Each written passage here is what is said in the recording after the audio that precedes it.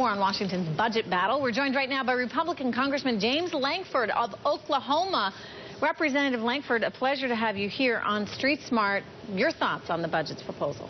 Oh, glad to be with you as well. We're all waiting to be able to see what it is. Obviously, this was due February the 4th, and so we've waited 2 months for it. There's a little bit of anticipation. It's the first time in 4 years we've got a House budget, a Senate budget, and a presidential budget. That's a positive thing for us to be able to lay out all the different options and say, where can we find the middle ground here? What is in each of these budgets that we can say we can find agreement on and move forward? That's what we'll look for when we get it on Wednesday. Okay, well, are you at all pleased at the idea that there's some cuts to entitlements, that the president has put forward that idea onto the table, an idea obviously that many Democrats really dislike? Right. Well, we'll see what is new coming out of it. The WhiteHouse.gov site that he's had out for quite a while has listed out multiple different rearrangements on entitlements. So that is not new in that. It's been something he's proposed over and over again. What we've found is unwillingness to say, okay, if we agree on this and you agree on this, why can't we move forward on it? And what he has always put and said, okay, we'll move forward on that if you'll move forward on also increasing taxes, which seems a little absurd to me to say, okay, we've got to have a little bit of this to have a little bit of that when we both agree on some of these things. So we'll see what that is in the days ahead. And exactly how do you feel about some substantive progress being made here, Congressman?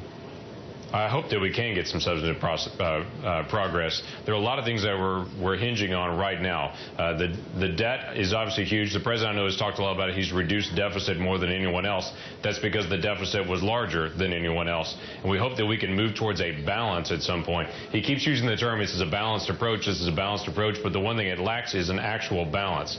So our hope is that we can set an agenda, say, how do we actually get to a balanced budget in the days ahead, and what steps can we take that are really progressive in the way that we can actually move towards that goal. Representative Lankford, I want to bring Jay Jordan from the Jordan Company into the conversation as well. He's here with us on set. And, you know, Jay, the president has said, at least that part's been revealed, that they would no longer be, in his proposal, indexing Social Security payments to inflation. Right.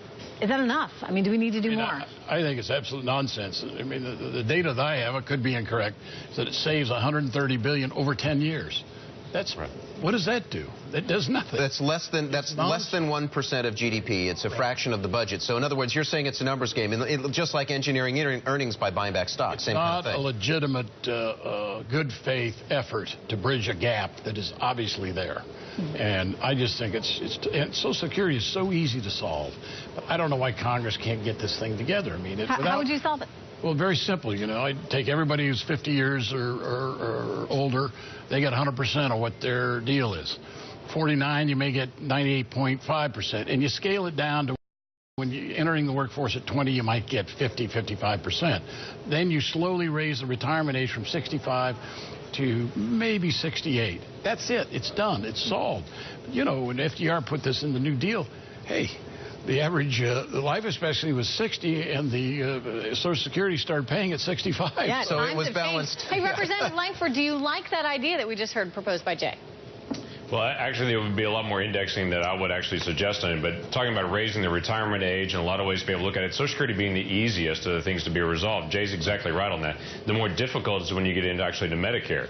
And the two proposals that are sitting out there on Medicare right now is either from the president to cap spending in providers and to cap hospitals and doctors and say we're just not going to pay as much. And our proposal is to say we want to actually increase Medicare Advantage, have even more companies compete in Medicare Advantage, which drives down the cost by competition. That's a tougher sell. Obviously, the president's not interested in more competition to try to solve it. We think more competition will actually work.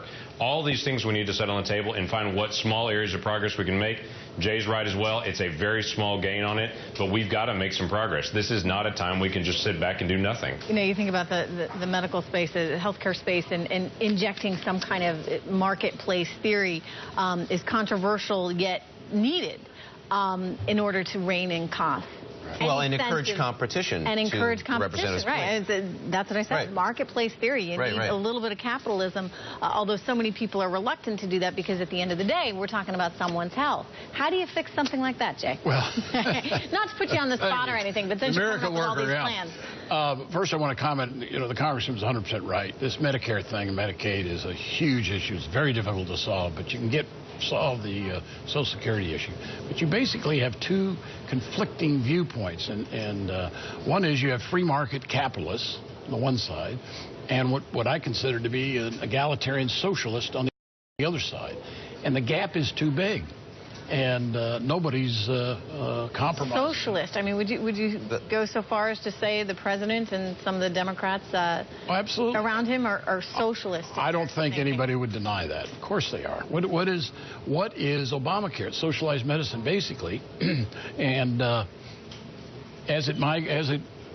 you know, so it fits with the socialism economic theory. Well, Representative, I'm curious, of course, John Boehner, when he proposed the budget, his own budget, of course, that called for the repeal of Obamacare, which the Democrats understandably said is an absolute non-starter. Why would Representative Boehner insert that if, in fact, he wants to try and negotiate in good faith? Because the budget is a proposal to say this is what we believe, this is how you would fix it. The Senate has one, the House has one, the President has one. There's no understanding that at some point all three are going to get together and be exactly correct. They're their proposal coming out of a philosophical statement. You want to ask what the House believes on it? We really believe that Obamacare is a budget buster and it doesn't work well for people. So it's not just a budget issue when you get into Obamacare. We feel like people will have less access to care. There'll be fewer doctors that will actually be engaged in the process. There'll be fewer options for testing and for medicine, and there'll be fewer options for long-term care if we go into Obamacare. If you increase competition, we feel like that increases options for people, and it will also take care of costs. So here's we the just thing, philosophically disagree. Yeah, well, you hit the nail on the head there. You philosophically disagree. It's what Jay was just talking about. So how do you get some kind of agreement? Because at the end of the day, you got to get something done. And right now, we're looking at two very polarized sides. Right. What needs to give?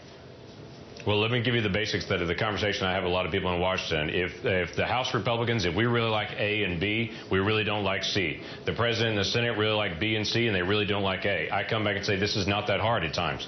We do B. Now, the President said, no, we have to do a little bit of A and a little bit of C. We both get things we don't like, but we both get things that we do, and that's fine. The problem is we're so divided right now philosophically. We need to find the areas we can agree on, and let's do just those things so we can make forward progress. Or else a year from now, 2 years from now, we're going to sit around and say we still have made no progress. With that in mind, because we're fighting on the edges. Congressman, is there anything that you've seen thus far of the details we've gotten, and we don't have them all, of course, but is there anything that you like in the President's proposal?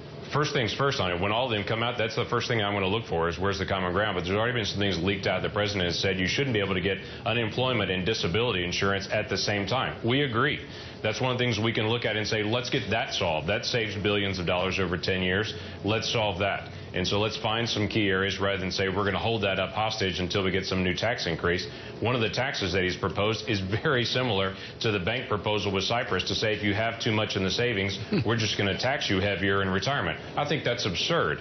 We should encourage people to save as much as they can for retirement. Hang on, Representative, we got to throw a flag on the play. I mean, honestly, I have not heard anything out of Washington, and I work some very long hours here at Bloomberg News. I've not heard anything that suggests that the U.S. government is going to begin attaching people's bank accounts. Can you clarify that, please? It's there. It's the IRA proposal the President's already floated to say if your IRA is too large, then they're going to start giving a greater tax to you of whatever amount. We don't know what that is at this point. That's very different from seizing people's accounts, sir. Correct. That's what I mean by that. I didn't mean to say they're seizing accounts in a bank, but I'm saying this, the principle is the same. If you have too large in your savings, the perception is that's too much, you don't need that much, you need less than that. And I don't think that's the job of the government to determine how large someone's savings should be. We should encourage people to save as much as they can for retirement and pass that on to the next generation, not disincentivize that. Well, you just told us that one place you can agree on is not paying out unemployment and disability benefits at the same time. Certainly, it sounds reasonable. What else do you think that Republicans and Democrats can agree on? Well, we're going to have to look and see a lot of the other proposals he has. Right now, we just have broad categories. And again, you can go to whitehouse.gov, and a lot of these categories are out there, which is great that he's putting them out, but we're looking forward to the specifics. And we'll know more after we get it on Wednesday. Okay, last word to Jay Jordan. Yeah, Congressman, you gave up too easily with Adam's question. The answer is we don't have a wealth tax yet, but that doesn't mean they're not headed in that direction, because the kind of taxes that I believe they'll be proposing is just a drop in the bucket. But essentially, there are wealth tax proponents, which is a Cypriot-type plan. So that's what we have to guard against. We're watching for it. It's not exactly the same. It's not exactly the same, but it goes in that same philosophy as well. Right. All right. Thanks so much, Congressman James Lankford of Oklahoma, also a member of the House Budget Committee.